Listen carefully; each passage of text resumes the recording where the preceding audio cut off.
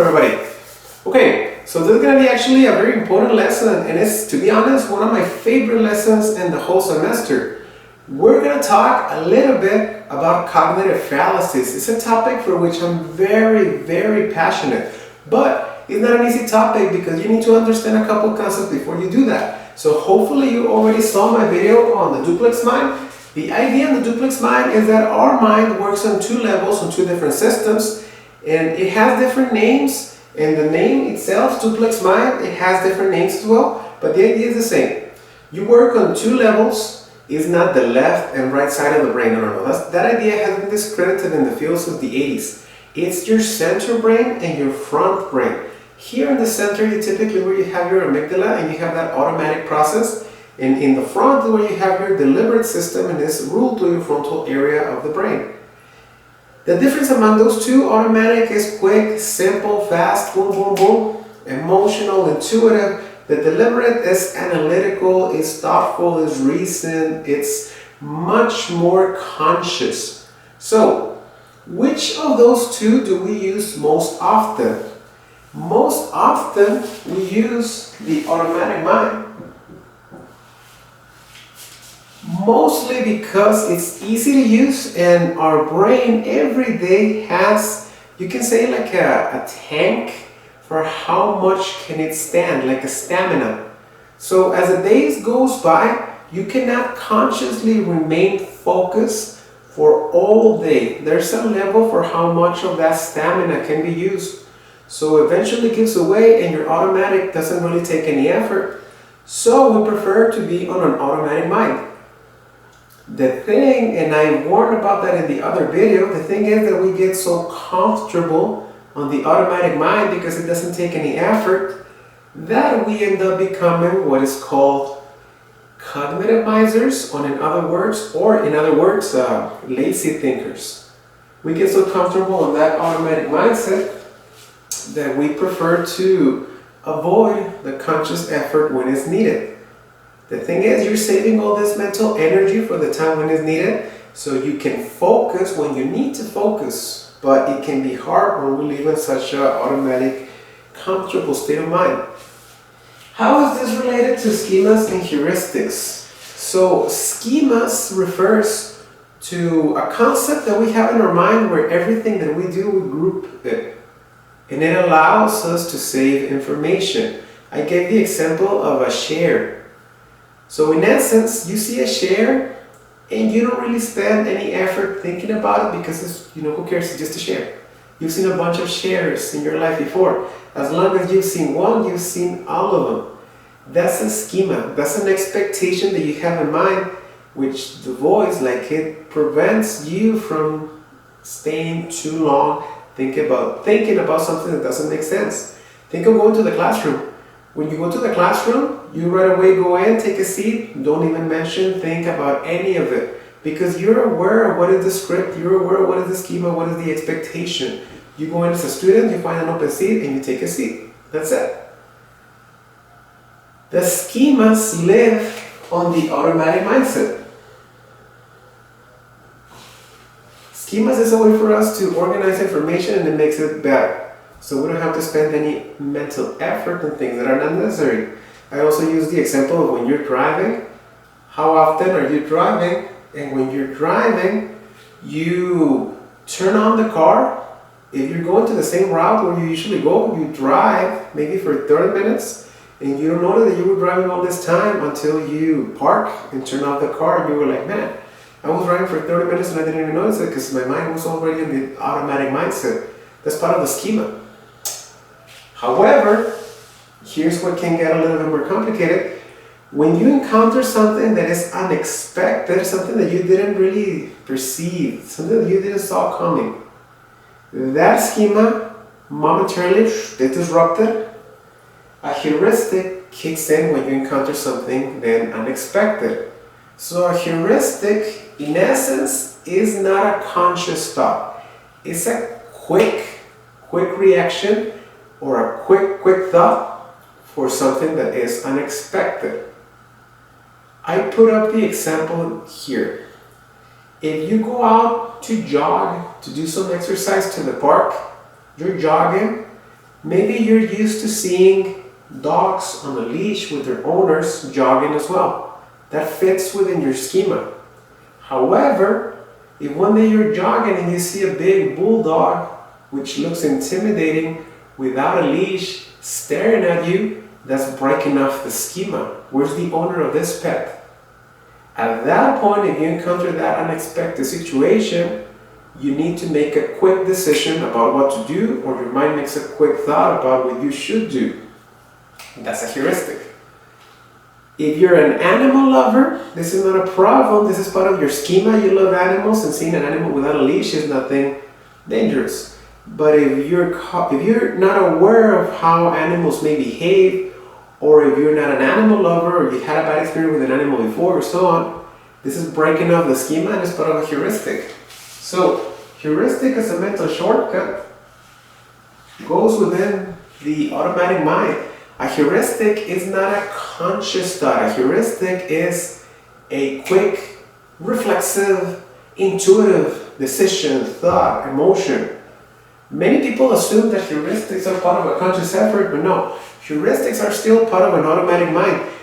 When you encounter something unexpected, ideally that's when your deliberate just go into it to start analyzing the situation and think about what you should do, act in the best way, think in the best way, feel in the same way, But we get so comfortable in the automatic mindset that we don't do that. That's when it goes to the cognitive fallacies. So cognitive fallacies are mistakes that we make, errors in our thinking, mental mistakes that we make because we're living on the automatic mindset. So within a schema, within a heuristic,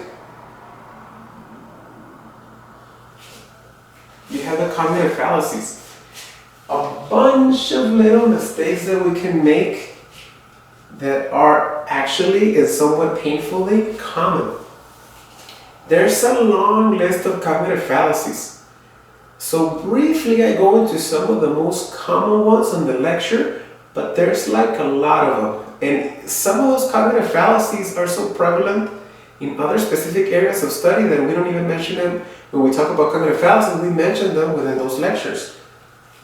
So, example, perhaps the most common one is confirmation bias.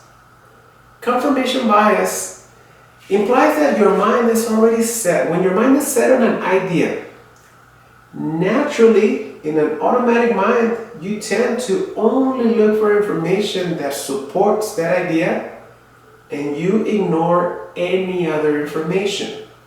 So, I put up this example. Say that I'm convinced that a girl that I see at work likes me. I'm convinced about this. Anything that she does is going to give me more confirmation to validate my belief that she likes me. So one day I'm walking in the hallway and I see her and she smiles at me and I smile back. In my mind I'm saying she likes me. One day she is having lunch in the cafeteria and I see her in the distance and I see her texting. In my mind I'm thinking she's texting about me. This is of course because she likes me. You know, that's confirmation bias. Possibly she just smiles to everyone. Possibly she's texting about her boyfriend. But if in my mind I'm anchored to this idea that she likes me, that's the only sign that I have to testify to my belief. This is painfully common across a whole realm of situations. And just to think of an example, think of how ugly it can get in the political world when you support a candidate and you have a friend, a family member, or so forth that supports the different candidate. Both of you may only be perceiving things from your end, and both of you may be falling on confirmation bias when you only see the bad things about the other candidates and the good things about your candidate. You gotta be smarter than that. Now let's talk about a different one. Illusory correlation. Illusory correlation can be actually kind of common within people that have a strong superstitious belief. If you have this strong belief that accidentally, say, throwing in the salt is gonna give you years of bad luck. You threw in the salt and now your mind is anchored on this idea, man, something bad is going to happen, something bad is going to happen. and something random happens, you know? You're taking a shower, and when you're gonna take a shower, and when you turn on the water, it comes out super hot. It's something that could have happened any other time. You have a problem with your plumbing or something, but because your mind is already set on this idea that you're gonna have bad luck, when you get burned because of the hot water, you're gonna make a connection. Hot water, I threw in the salt a couple days ago. It's because of this, you know? That's a correlation that you're making in your mind that has nothing to do. Illusory correlation, two things unrelated. That's part of a cognitive fallacy. Another one. Let's think about gambler's fallacy. This can be actually quite common in some people when they have a strong belief about karma. I have my reservations how to feel about that, but say for example, a person that, I put up this example and so on the slides, a person that has been through a series of bad relationships. I had one time a student that had been married and divorced 5 times. And he was on his way to get married a 6th time. And he kept saying, man, it's because I know this is the good one. And I'm asking him, why? Still, it's because, you know, it's my time. I deserve a good story. I've had a string of bad relationships. It's time for me to have a good, real, truthful love story. That's gambler's fallacy. This belief that you've been on the wrong side for so long that a good end is going to happen soon. Perhaps if he abides to this idea, he doesn't need to make any changes and it's just going to magically happen. Perhaps, however, it's his behavior that is making this string of bad relationships, but a person on this mindset cannot see that because they believe that it's off them. That's gambler's fallacy. You can think of a lot of examples that can apply to that in different areas and different ways. Another word, false consensus and false uniqueness. False consensus and false uniqueness are both used to weigh, protect, and enhance self-esteem. False consensus is when you do something bad, or there's something bad about you. You generalize it to make it seem less of a bad thing.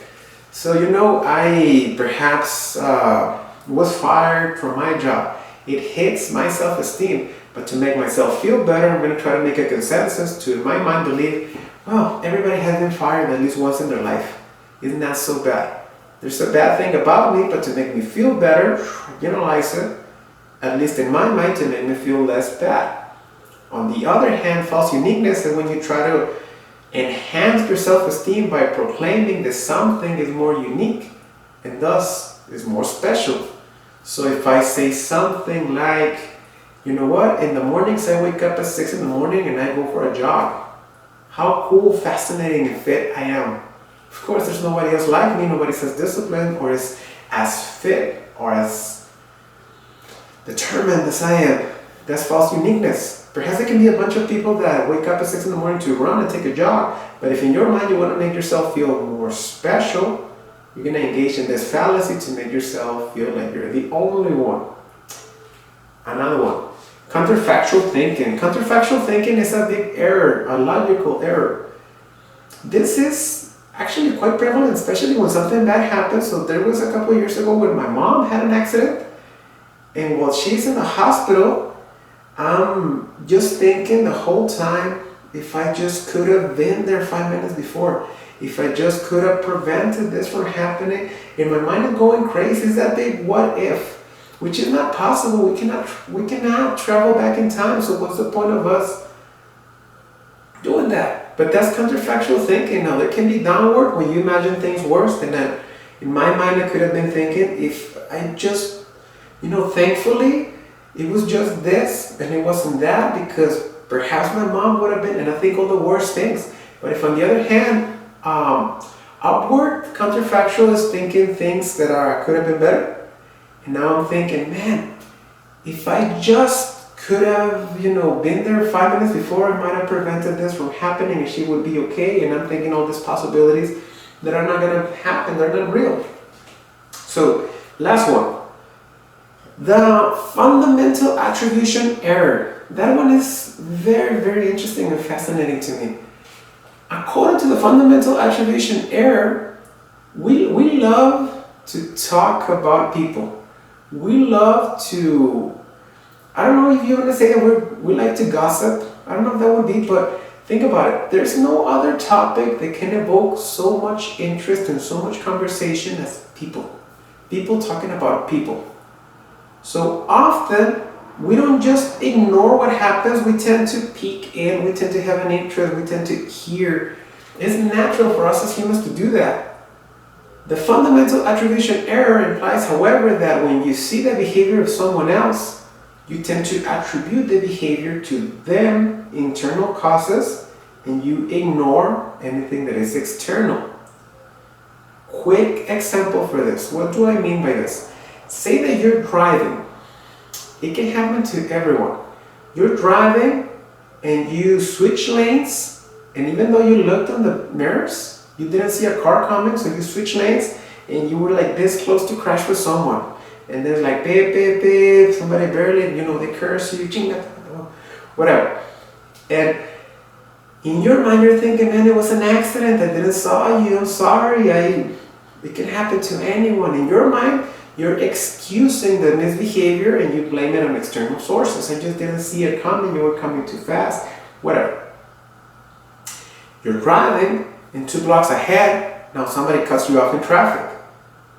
So you're no longer the one that made the mistake, but now you're the victim of the mistake of someone else. So now you honk, bam, bam, bam. And now you lower your window and you're saying, chinga tu madre. Now you're the one that is cursing the other person. When something like that happens, and it wasn't you, but it was someone else, in your mind now you're thinking it's because people don't know how to drive. And you're saying it's because I'm sure this person was on the phone. I'm sure this person is just, doesn't know how to drive. This person here is distracted, might have been listening to music. You name it. It could have been the same mistake. So you cut off someone in traffic and you blame it on external causes. Somebody else cuts you off in traffic and you blame it on the person. You don't perceive the possibilities that external causes could have led to the behavior. You attribute everything to internal.